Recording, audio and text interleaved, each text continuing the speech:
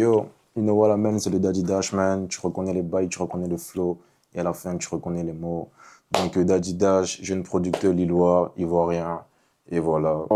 Pas chez moi, mais je me sentais un peu à ma place quelque part. Après, c'était cool. C'est vrai, me prendre de la Je planche. suis arrivé en Costa, pantalon, sac à main, il n'y a que mes CV dedans.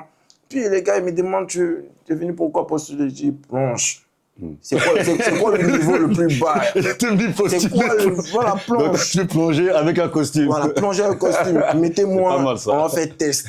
Si vous êtes des sous, moi j'accepte la discrimination. Tu payes, tu m'insultes. Tu payes, tu m'insultes. Il n'y a pas de problème. Mais tu payes pas, tu m'insultes. Moi, tu ne calcules pas. Paye, tu m'insultes. Moi, tu calcules. Non, moi, ça ne me dérange pas, mais voilà. Je ne subis pas vraiment le truc. Parce qu'en fait, mon sexe, c'est plus des blancs, en fait. Maintenant, c'est plus des blancs parce que moi, j'ai pas vraiment grandi avec les noirs. C'est plus des blancs, donc ouais. Ils sont avec moi, donc c'est cool. Il y a des artistes qui pètent. C'est eux qui font rentrer les sous pour les artistes en production. Et il y a les autres. Est-ce que c'est... Non, français m'a porté le passeport. Le passeport, oui. Si vous avez ça, les gars, vous êtes les rois. C'est le passeport, mon gars. Tu vois, comment n'importe quoi.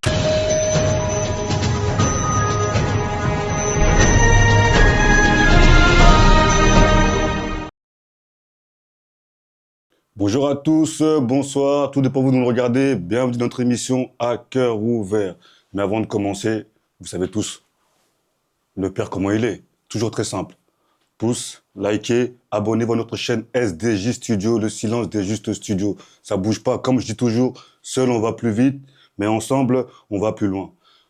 En continuant dans cette note lancée, je voulais lancer une petite dédicace à mon équipe de production, Samuel Roland à la prod, Samuel Roland à la caméra, excusez-moi parce qu'il n'est pas encore producteur. À la caméra, l'ingénieur a compris, ça bouge pas. Christian Lomam est notre DA national. Lui, ça bouge pas, donc tout ce qu'il y a ici, qualitatif, donc c'est Christian Lomami. Mathieu Bidikebe, là, chargé relationnel, ça bouge pas. Amine B, le modificateur. Toi-même, tu sais, comme je t'ai toujours dit, quand il y a un truc qui va pas, le chemin, il est cassé, t'interviens. Et un autre big up, un autre gars, KJS, ça bouge pas. Je tiens aussi à préciser qu'on a un partenaire avec qui on travaille depuis le début de notre émission qui s'appelle Upgrade. C'est une association qui œuvre en matière de santé et de sport, donc surtout en santé mentale. Donc, comme je dis toujours, problème de cœur, on t'a largué, ton cœur s'est coupé en deux, elle veut plus de toi, elle répond plus, ça va pas, t'as des chagrins. Upgrade. Ils t'envoient des psychologues avec qui ils travaillent, des professionnels en santé mentale, ils viennent, ils t'accompagnent, ils t'aident à te relever. Idem mon sport. J'ai pris du poids, j'ai mangé trop de chocolat, ça va pas. Upgrade. Et ils bossent avec des gars, avec des BPGEPS de haut niveau, level, hop, hop, hop. Ils viennent, ils vous accompagnent, ils vous font un programme, nutrition, accompagnement, aussi bien pour les femmes qui viennent d'accoucher. Hein, vous savez comme ça déborde un peu. Ils sont là, vous allez gagner, vous allez travailler avec eux. Upgrade, l'association Upgrade. Ça bouge pas, notre partenaire numéro 1. Big up à Upgrade. Donc aujourd'hui, comme d'habitude, dans notre émission À cœur ouvert, toujours tout simple, toujours parfaitement, j'ai un invité. Oui, toujours oui, un invité. Comme je l'ai toujours dit, chez nous, c'est qualitatif. On s'en fout de la quantité. Voilà, non, qualitatif. Les mecs, ils ont du savoir, ils ont de la matière, ils savent de quoi ils parlent. Des objectifs, tout est ciblé, tout est calé. Donc, aujourd'hui, mon invité, je veux vous le présenter. Il va se présenter. Mais avant d'arriver à lui, les gars, likez, abonnez-vous, donnez la force. Toujours. Comme je dis toujours, seul on va plus vite, mais ensemble on va plus loin. Sans plus tarder, je vous présente mon invité. Yo, you know what I mean, c'est le Daddy Dash, man. Tu reconnais les bails, tu reconnais le flow. Et à la fin, tu reconnais les mots. Donc, Daddy Dash, jeune producteur lillois, ivoirien. Et voilà, c'est tout. En tout cas, merci Daddy Dash d'être venu à notre émission à cœur ouvert. C'est un plaisir pour nous parce que nous, on aime bien recevoir des gens comme vous qui font avancer la cause de la communauté noire, africaine et de toutes les communautés. Donc, si vous êtes là aujourd'hui, c'est que ça nous tient à cœur. Donc, pour nous, c'est vraiment un honneur de vous recevoir. Donc, bienvenue à cœur ouvert. Merci. Donc, aujourd'hui, pour nos abonnés qui vous connaissent pas, qui veulent vous découvrir, savoir un peu qui est Daddy Dash, qu'est-ce qu'il fait dans la vie Daddy Dash, qui est-il ce personnage mystérieux. Donc, on va apprendre à te connaître, savoir un peu ce que tu fais, d'où tu viens et c'est quoi tes projets pour l'avenir. Exactement. Donc, monsieur Daddy Dash, vous êtes né où, vous, par exemple? Moi, je suis né en Côte d'Ivoire. Je suis né à Abidjan. Et bah, j'ai grandi à Abidjan. Et à mon plus jeune âge, je suis venu en France. Mes parents m'ont fait venir en France. Et du coup, bah, j'ai vraiment grandi à Lille. Donc, Lille, c'est ma capitale maintenant. Mais voilà, Abidjan, c'est dans le cœur. Et comment c'était la vie à Abidjan? Parce que nous, on veut savoir un peu, parce que pour les gens qui sont pas ivoiriens, on a toujours à Côte d'Ivoire, c'est le feu, Cotonou, les Nouachis, ceci, cela. C'est comment la vie à Abidjan? La vie à Abidjan. Bon, la vie à Abidjan, c'est sans chèque été. C'est zo, c'est propre. Mais comme je dis, moi, j'ai pas vraiment grandi à Abidjan. Moi, je suis venu ici, j'avais quel âge? 10 ans, 11 ans. Donc, c'est pas encore la vie. La vie, c'est maintenant. Voilà, quand on retourne pour aller mettre le feu, là, c'est ça la vie. Mais voilà, t'es jeune. Donc, bon, cool, cool. Et vos souvenirs d'Abidjan, vous en avez encore, ou vous retournez de temps en temps, ou c'est Euh, rare? c'est rare, c'est rare. Mais vraiment, comme je dis, moi, je suis venu ici, moi, j'ai commencé mes projets ici et vraiment, je me bats pour retourner de façon grandiose. C'est, voilà, je prends mes marques, je retourne de façon grandiose et je fais développer la production, tout ce qui est artistique. En fait, c'est un aller-retour, quoi. Abidjan, Côte d'Ivoire et puis Côte d'Ivoire, X, voilà. Et quand vous êtes venu ici en France, comment c'était vos débuts ici? C'était Ah, compliqué ou c'était simple ou oh c'était un là là. peu le nouveau monde? Oh, c'était chaud. Ah ouais? Le- Expliquez-nous un peu, c'était chaud. C'était chaud. Déjà, déjà, je suis venu en plein examen, je me rappelle bien. C'était l'équivalent du brevet à peu près en Afrique. Il y avait un peu de la guerre et tout. Ma mère, elle a pris peur. Elle dit, ah, mon fils, faut qu'on se casse d'ici. Moi, je sais pas où on part. On me dit, on Ah ouais, part en carrément. France. Quelle France? Moi, je suis bien là-bas. On me dit France. Et il y a folie. On monte en avion. On est arrivé. Après, ouais, comme je dis, c'était compliqué. Moi, je suis allé dans une école catholique privée et tout. Tu vois, la vieille, elle nous a mis dans les trucs standing. Mais on pensait que c'était là-bas qui était le show. Mais non, c'est là-bas même, catholique même, il y a les démons même. Alors, quand t'arrives, on te dit, ouais, man, t'es un blédard, man. Quel blédard, c'est quoi ça? On me dit, t'es un blédard. J'ai pas compris un peu la vibes. J'ai dit, ok, y a pas de problème, c'est un blédard. Donc, bon, j'ai pas beaucoup, tu vois, c'est que des blancs et tout. J'ai pas la vibe. Quand ils parlaient un peu, tiens, c'est la rue, tu connais. Et petit à petit, Et personne je t'a suis expliqué intégré. c'était quoi un blédard pour comprendre? Ils m'ont fait comprendre. Mon père. Ça, tu comprends. Ça, Mais par rapport à quoi t'as compris que t'étais un blédard par rapport à eux, par exemple? Déjà, mon bonjour, même. Ah, Tu ok. comprends. Tu comprends que c'est pas pareil. Tu vois. Ah, bah, Tu vois, après, tu peux avoir un accent sans forcément être un blédard. mais en fait, il y avait des noirs aussi dans la classe. Mais les noirs, Eux, et les, c'était pas des blédards. et les bonjours, c'est un bonjour, tu vois. Bon, mon bonjour, mon gars, ça sort de loin. Mais après, c'était difficile. Mais avec le temps, je quitté catholique. Ah, t'as réussi quand même à t'intégrer ou pas avec eux? J'ai eu mon examen. Après, je suis parti, après quoi, le brevet, c'était le lycée. Là, moi, j'ai demandé à être dans un lycée de blédards même. C'est-à-dire lycée catholique, laisser les trucs de Ah, riches. mais c'est et quoi tout. pour toi un lycée de blédards, du coup? Ah, je vais pas citer le nom, mais j'y étais là-bas. Ouais, mais il y a beaucoup de lycées de blédards ici dans la C'était à région. FIF. Ah, ok. Ceux qui connaissent FIF, ils ont qu'à aller chercher les lycées qui sont là-bas. Mais arrivé là-bas, man, là, tu vois tout le monde. Là, quand tu dis, salut, moi, t'es ivoirien, Là, c'était cool, man. Là, je me sentais Tu t'es vraiment senti chez toi? pas chez moi, mais je me sentais un peu à ma place quelque part. Après, c'était cool. Du coup, moi, T'as j'ai fait les 4 ans enfin les 3 ans de lycée? Oui, j'ai fait jusqu'au bac. Moi, j'ai fait, comment dire, comptabilité. Mhm. Parce que moi, j'aime l'argent. Mais comment t'es arrivé dans la comptabilité? C'est vrai que c'est rare, Ouais. les noirs qui font comptabilité, surtout les Comptabilité. garçons. Ouais. Comptabilité, en plus, bon. Parce que moi, de base, je voulais être assureur. Ok. De base, je voulais être assureur. Parce que je dis, assurance, t'as toujours la caillasse.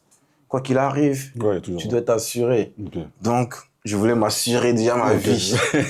Donc, depuis petit, je voulais être producteur. Mhm. Mais dans le milieu, comment dire, professionnel, je voulais être assureur. Donc, moi, j'ai commencé par un bac comptabilité.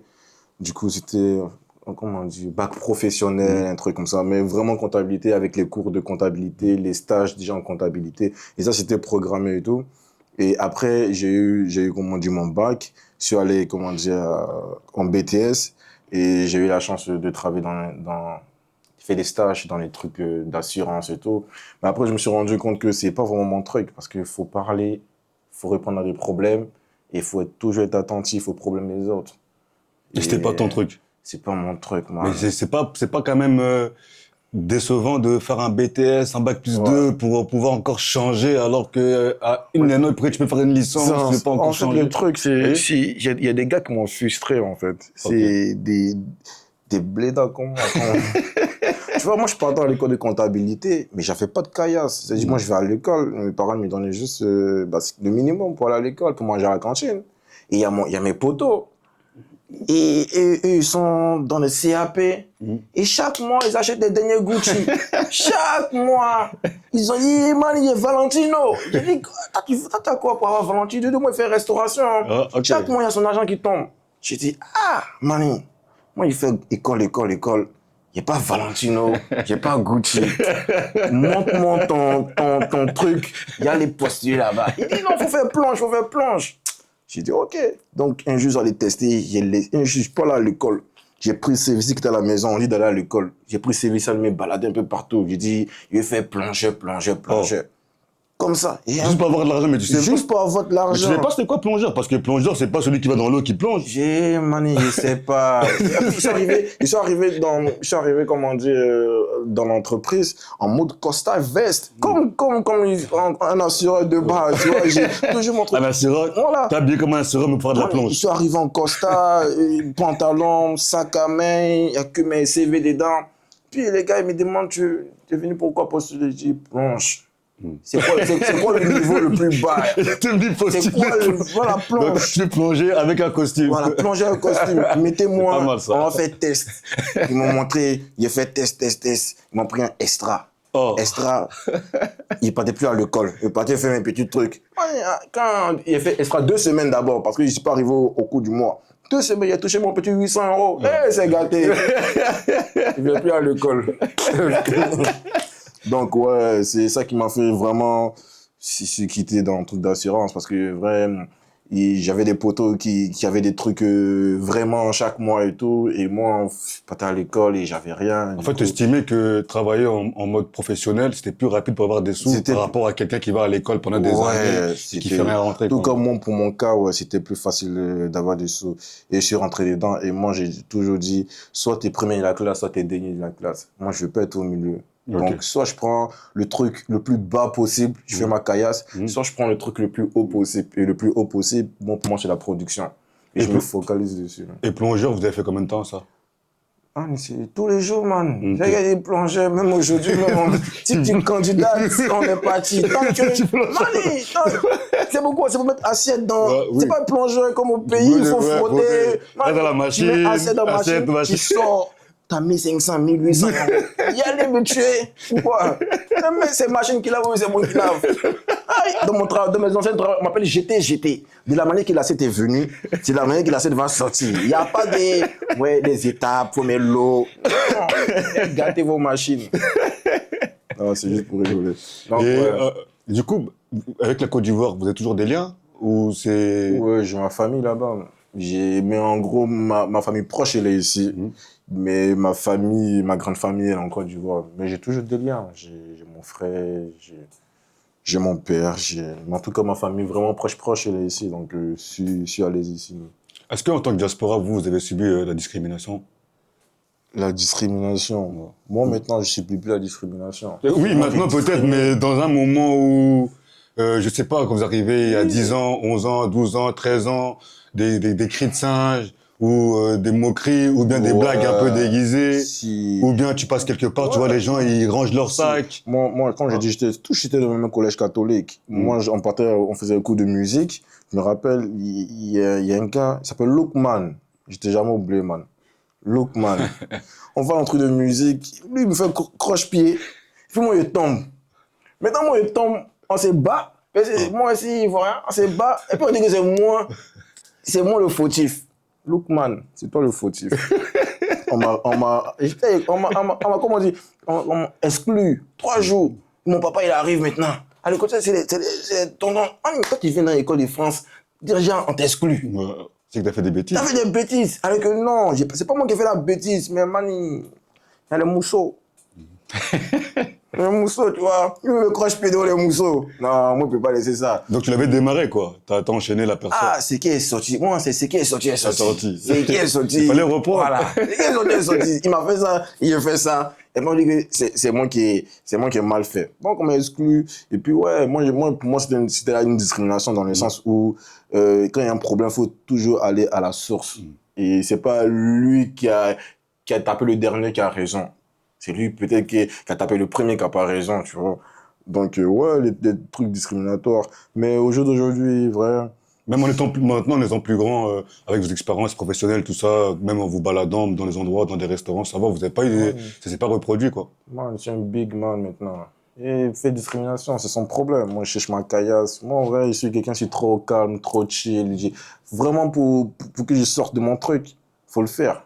Faut le faire. Donc, non. Moi, perso, je ne subis pas. Ceux qui veulent me faire subir, ils peuvent. Mais si vous êtes des sous, moi, j'accepte la discrimination. Tu payes, tu m'insultes. Tu payes, tu m'insultes. Il n'y a pas de problème. Mais tu payes pas, tu m'insultes. Moi, tu ne calcules pas. Paye, tu m'insultes. Moi, tu calcules. Non, moi, ça ne me dérange pas, mais voilà. Je ne subis pas vraiment le truc. Parce qu'en fait, mon sexe, c'est plus des blancs, en fait. Maintenant, c'est plus des blancs. Parce que moi, j'ai pas vraiment grandi avec les noirs. C'est plus des blancs. Donc, ouais. Ils sont avec moi, donc c'est cool. Et dans tout ça, votre vie après, hormis votre expérience de plongeur et tout ça, vous avez fait autre chose? Parce que moi, avant de vous recevoir, je sais que vous êtes un peu dans la musique, dans la production. Ouais, Parlez-nous un peu comment vous êtes rentré dedans, comment c'est venu. En fait, la musique, c'est tout. C'est depuis même en Côte d'Ivoire. C'était vraiment, j'avais 10 ans, 9 ans, 10 ans, on était école, parce que moi, de base, je m'appelle Daddy. Daddy, c'est mon vrai prénom. Et je me rappelle, nous, en Côte d'Ivoire, à la sortie de l'école, il y a d'autres écoles qui quittent un peu partout pour venir faire des clashs, chaque école fait des clashs. Des battles un peu. Des battles et tout. Donc, en classe, il fallait écrire des tests parce qu'on doit recevoir une autre école et tout pour venir clasher. Putain, pour ceux qui vont clasher pour représenter l'école, faut que ça soit ceux qui représentent le corps. Donc, tout le monde écrit son test pendant les cours. Putain, un jour, il y a un gars qui me dit, Daddy Dash. Il sait pas où il a sorti ça. Mais il a dit Daddy Dash. J'ai dit, c'est rentré dans ma tête. J'y suis resté. J'ai dit qu'aujourd'hui, il y a eu toutes les variantes de Daddy Dash. Il y a eu Daddy Dash Neges, Daddy Dash officiel, Daddy Dash. Et il y a toutes des variantes. En tout cas, le Daddy Dash est tout resté. Les gens pensent que Daddy Dash, c'est que mon blaze, mais Daddy, c'est mon prénom. Et Dash, c'est mon nom d'artiste. Et voilà, si je combinais les deux, et vrai, ça fait partie de mon identité culturelle dans la musique, quoi. Du coup, c'était un battle école contre école. C'était quoi? Chanter, rapper, insultes ou des vannes? C'était plus rap. Ouais, on dit clash, c'était des insultes. Ça partait pas en bagarre? Non. Jamais. Parce qu'on se connaît un peu au pays, des fois, tel quartier, telle école, nous on est les meilleurs et ça part. Non, c'était fair play. C'était fair play. Après, nous, on n'était pas dans les écoles des gangsters. C'était des écoles, tu vois. Voilà, tu vois, c'était fair play. Non, c'était cool. Et c'était quel type de musique que vous faisiez à l'époque, c'était du rap. Mais en fait, un peu comme les rap contenders. C'est un truc de clash ici, mais en version vraiment africaine. Low cost. Très, très, très, très low cost. Mais ouais, c'était cool. En vrai, on faisait des battles. Ça faisait attirer beaucoup de personnes devant le collège, devant les lycées et tout. Et vraiment, ça animait le truc. Et ça m'a permis en freestyle d'être fort. Je peux te sortir des trucs. Je sais pas ce que je dis. Nous, on veut bien. Ah, ça sort. Nous, on veut bien. Parce qu'il y en a beaucoup qui se sont là, mais lui, ce personnage-là, il nous intrigue. Là, qu'est-ce qu'il fait réellement? Non. Comme je dis, moi, j'ai fait de la musique de base. Moi, j'étais artiste. Et c'est tout récemment que je me suis lancé dans la production. Et donc, ouais, j'ai des bases. J'ai des bases en tant qu'artiste, en tant qu'ingé son, maintenant dans la production. Là, maintenant, on dit commencer à être chef d'entreprise, gérer un label. C'est de l'évolution. Moi, je suis plus dans l'évolution et rester stag sur un truc et faire que ça. Parce que moi, en tant qu'artiste, je voulais être produit, j'ai pas pu être produit. Du coup, moi, je produis. Voilà. Je vis mes rêves Après, c'est une tout bonne doucement. initiative. À défaut Ouais. d'avoir ce qu'on veut, on le Je crée nous-mêmes. crée, Tu vois. moi. Et c'est ça. Et quand vous êtes revenu, quand vous êtes venu ici, vous n'avez pas tout de suite fait de chant, le temps de vous intégrer, tout ça en France, voir un peu, rencontrer les gens. À quel moment vous avez repris la musique concrètement? Ah Directement. ouais, vous avez Ah, directement. c'était Daddy Dash même. Même, Donc David Dash, il est né dans la même musique, moi, on quoi. disait Bléda là. Ouais. En fait, j'étais les chanteurs, c'était que les comédiens en Ok. fait. C'est ça, en fait, tout ce que j'étais pour eux. Parce que bon, mon école, mon collège, c'était par exemple ici, tu traverses la route et t'as chez moi. Hmm. Et du coup, comme moi, quand je finis les cours, je rentre chez moi directement et je vois tout le monde sortir du collège pour aller à la maison, ils prennent la même route et tout. Et moi, je me mets à la fenêtre et il y a des gars qui disaient ouais, fais-nous un rap, fais-nous un rap. Donc moi, je rappais de ma fenêtre et puis tout le monde était en bas Ah de ouais, chez moi comme c'est ça. bien ça. Et que ce soit des blancs, des noirs et tout, des arabes, ils étaient tous là en mode ouais, fais-nous un freestyle. Il y a mon daron qui était au salon. Il entend, oh oui, oui, oui, oui, oui. Il dit, ouais, j'y a quoi? Il rentre dans ma chambre, il me voit en train de rapper à la fenêtre. Il dit, ils sont ici, là-bas. Donc, ouais, ça, c'est des anecdotes. Moi, j'ai toujours fait de la musique. Depuis que je suis revenu, j'ai toujours Mais fait. pourquoi vous n'avez pas voulu rester, entre guillemets, artiste? Vous êtes plutôt lancé dans la production. C'est quoi la Artiste, différence oh, et c'est pourquoi? cardio, man. Ah ouais, à ce point-là. Artiste, faut être artiste. Faut vraiment être passionné, passionné, passionné et vouloir faire que ça. Moi, je veux vivre de la musique. Je veux pas vivre en tant qu'artiste. Et Parce que artiste, quand même, si vous êtes reconnu, c'est plus facile ou... ouais, non, c'est qui fait l'artiste? Ouais, c'est celui qui est derrière. Le producteur. Ouais, On oui. tente le producteur. On Oui, tente le producteur. oui, c'est vrai, c'est vrai. Mais le producteur aussi, il a un rôle difficile parce qu'il doit trouver un artiste qui va lui permettre aussi, lui, Ouais. derrière, de s'élever. Aujourd'hui, c'est ce qu'on cherche, c'est ce qu'on fait, ouais, Et en tant que producteur, vous travaillez avec, c'est que des rappeurs ou il peut y avoir une femme qui chante super bien, qui a une belle voix, d'ailleurs, tu la prends, tu la... on travaille avec des filles, des garçons. Moi, j'ai pas de barrière. T'aimes la musique. Moi, j'aime bien, quand je vais à des soirées, je vais pas toujours à des soirées, mais quand je vais à des soirées, je reviens toujours avec un artiste à la maison. Ah ouais, carrément. Ouais, Mais, j'arrive toujours, j'ai la tchatch. mais par rapport, qu'est-ce qui fait que tu choisis celui-là ou un tel ou pas l'autre? En fait, c'est la musique. Moi, maintenant, je me mets dans le côté producteur, c'est le business. Ok. C'est plus, c'est un peu la passion, mais c'est plus trop. Une fois Ouais. qu'il passe producteur, c'est plus trop la passion. Ok. C'est développer un projet artistique. Bon, la dernière soirée, je suis parti. On m'a invité dans une soirée où il y avait plein d'artistes, c'était un cypher et tout. Il y avait au moins 7 artistes, 8 artistes. Bah, déjà, tu vas repérer lui qui a plus de communauté, Mhm. parce que tu dois vendre. Lui qui a plus de talent, c'est les deux déjà. Et puis après, c'est au feeling. Pour toi, c'est quoi qui prime? C'est le talent ou le nombre d'abonnés ou la visibilité? Parce que Honnêtement, c'est des débats qu'on fait souvent, on dit c'est le pas meilleur, c'est celui... c'est pas le talent qui prime. En Ah, tout cas, à mon ok. niveau, c'est pas le talent qui Ok. prime. C'est, je préfère avoir moins de talent et plus d'audience. Ok. Et que beaucoup de talent et pas d'audience. Parce que tout ce qu'on fait, c'est les gens qui nous regardent, c'est les gens qui nous achètent, c'est les gens qui nous payent. Si on fait pas des trucs et eux, ils apprécient, bah, en gros, tu le fais, mais il n'y a rien. Il y a pas de visuel, il n'y a pas de... Non, quelqu'un qui... ils sont 50 Mhm. en groupe, ils viennent à ta soirée, il y a 50 personnes, tu es tranquille. Mhm. Mais il est fort, il est fort. Toi, tu sais que c'est ton artiste, Mhm. mais tu peux pas le vendre. Ok. Parce qu'il n'a pas de communauté. Maintenant, pour le vendre, si toi, tu dois le vendre toi-même, tu dois investir sur lui. Et ton investissement, il faut être sûr que ça soit rentable. Et moi, j'ai des artistes que j'ai investi beaucoup. Et j'ai un artiste où je sais que ce serait un peu retour sur investissement. C'est comme dans un label, que ce soit peu importe les Universal et tout, il y a beaucoup d'artistes dans le catalogue. Il y a des artistes qui pètent. C'est eux qui font rentrer les sous pour les artistes en production. Mhm. Et il y a les autres. Est-ce que c'était dur de mettre en place tout ça, tout le système-là, trouver des gens, avoir un studio, ramener ton artiste, tout ça, tous ces chemins-là? Ouais, c'est vraiment de l'investissement. Moi, comme j'ai dit, moi, mes premiers sauts de la planche, je l'ai toujours mis dans la musique. Ah, Toujours. Et même là, souvent, je ne paye pas mon loyer.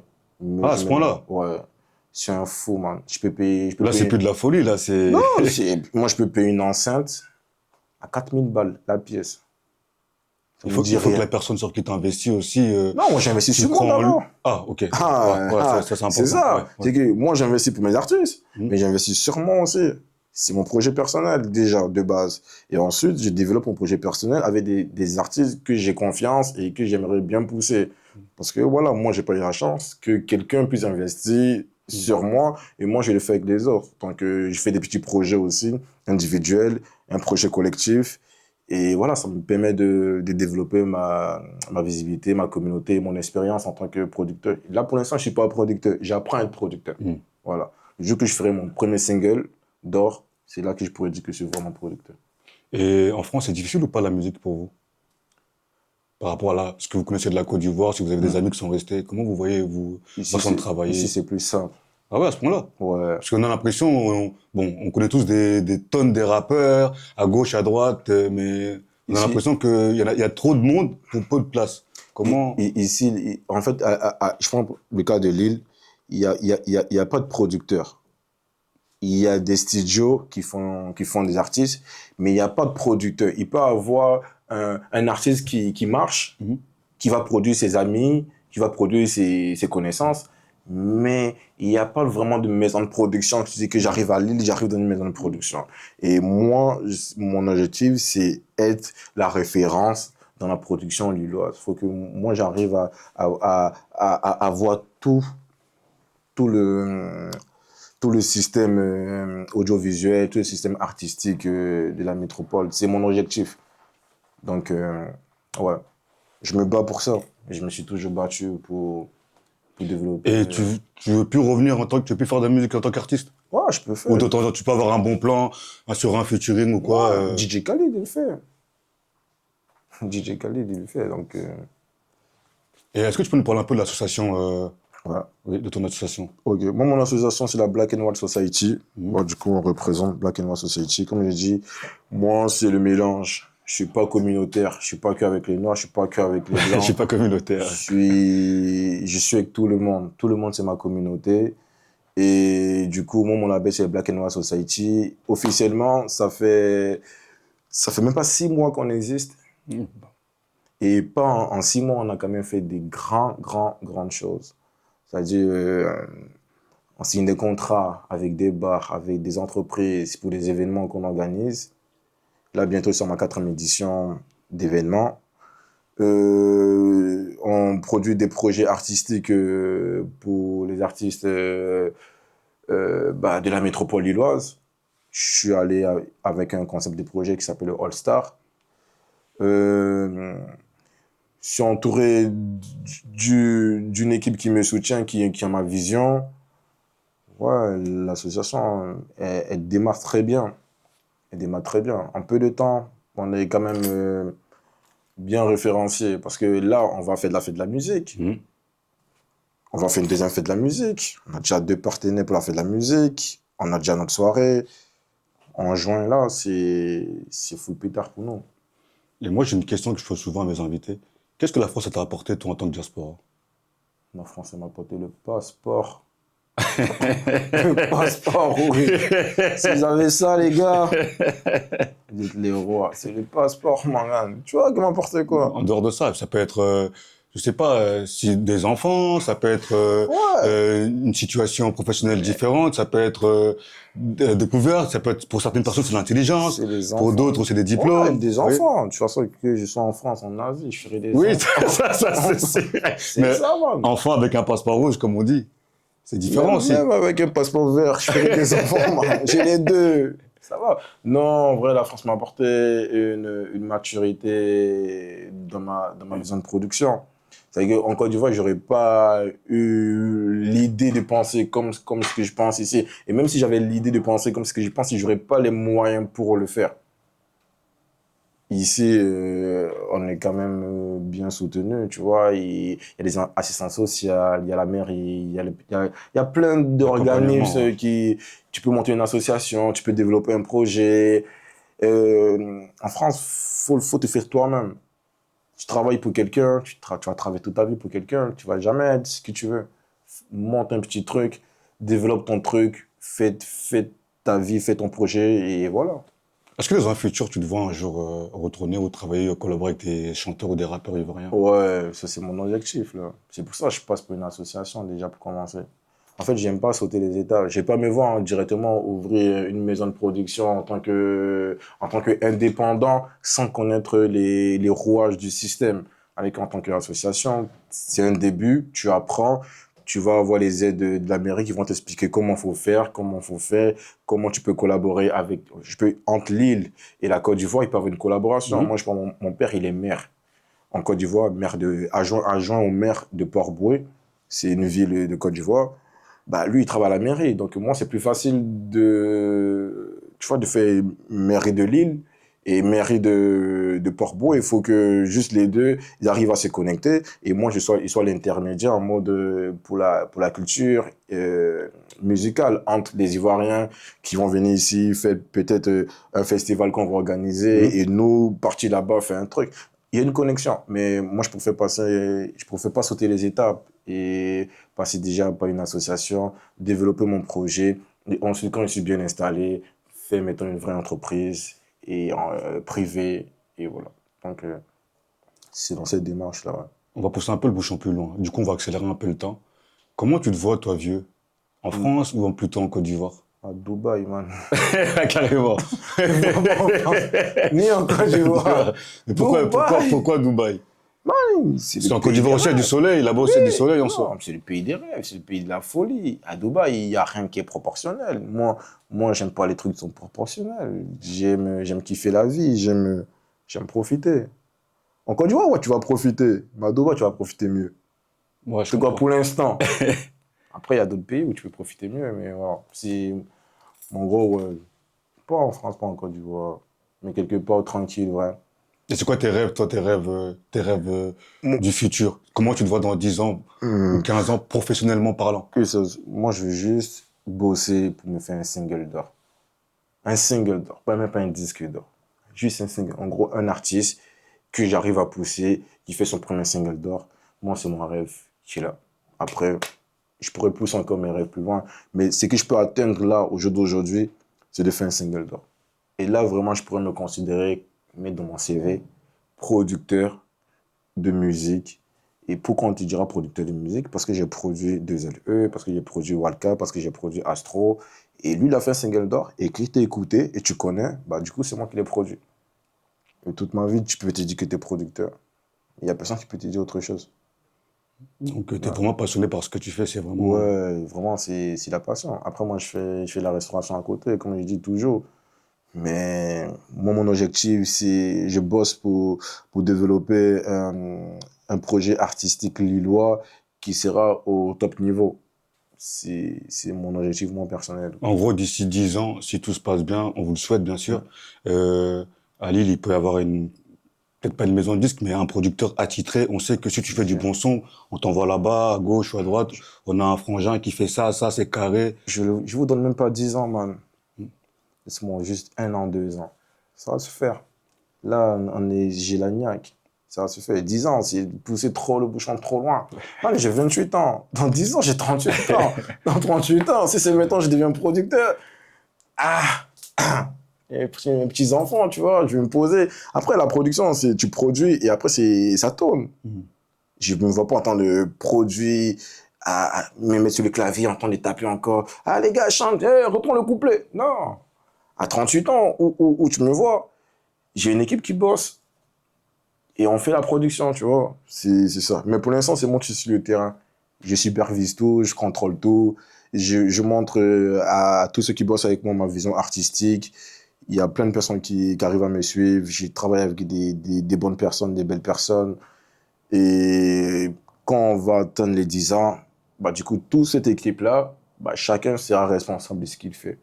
On fera la place à d'autres personnes qui viendront. Et voilà. On fait ce genre de déroulement jusqu'à, je sais pas. Hein. En tout cas, merci. Moi, c'était Merci cool. beaucoup pour cette interview, parce que c'est vraiment un plaisir d'avoir des gens qui ont de l'ambition, Ouais. qui se battent et qui veulent vraiment aller de l'avant. Mais quel conseil tu donnerais aux jeunes, toi, Mm. qui ont 20 ans, 21 ans, qui sont perdus, noirs, Mm. arabes ou peu importe la communauté, qui sont perdus d'identité? Quel conseil tu leur donnerais, toi, à la jeunesse? d'aujourd'hui qui... Moi, je demande, lancez-vous dans ce que vous faites. Peu importe ce que vous faites et que vous aimez, lancez-vous. Parce que c'est dans votre passion, dans ce que vous rêvez d'être, que vous serez. On travaille tous pour des gens, mais c'est les rêves des gens. Nous, on travaille pour le rêve des gens. On aimerait travailler pour nos rêves à nous. Tu commences par le rêve des gens et tu finis par ce que tu veux être. Donc, que tu sois plongeur, que tu sois éboueur, que tu sois truc, si c'est ton rêve d'être éboueur, d'être plongeur, reste plongeur, mais sois le meilleur des plongeurs. Et sois pas juste un plongeur. Si ton rêve c'est autre chose, sois le mieux dans ce que tu fais. Et voilà. C'est le seul conseil que je peux donner. Puis ça viendra. Peu importe le temps, ça viendra. Si tu es persévérant et tu es patient dans ce que tu fais. En tout cas, merci. Merci beaucoup d'être venu à notre émission. Ouais. On arrive à la fin. Donc, comme toujours mes invités, ce genre d'invité, c'est qualitatif. Nous, on ramène pas des gens juste pour dire ramener des gens. C'est la qualité qui prime.